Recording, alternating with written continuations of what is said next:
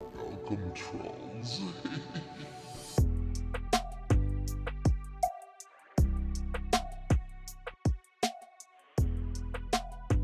Bruce sees all.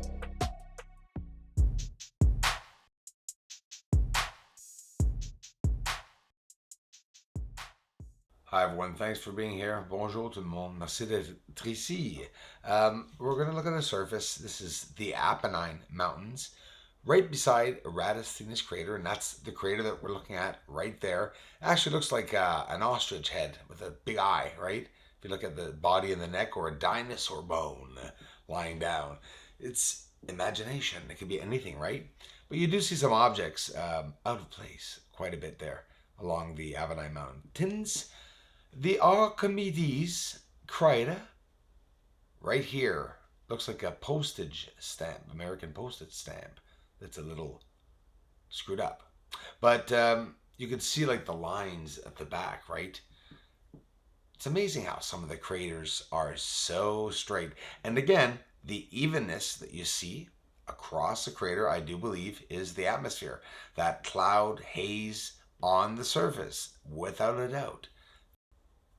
To understand the surface and how the colors and the light is interacting with the surface, it's not easy.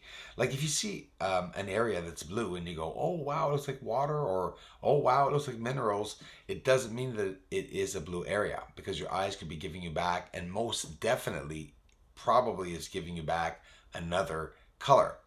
I'm studying the scattering of light itself, of course, different wavelengths.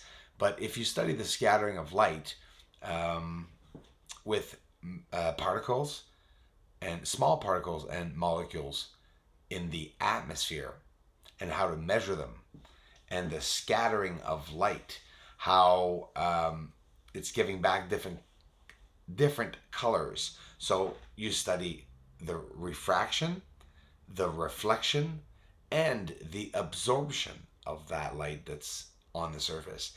And this has been in my head for about 2.5 years, because it took that for me to understand it. Then you add the parallax along with that, which is the foreshortening. Again, the optical illusion that objects are lying down when in reality they are very high, rising off the surface.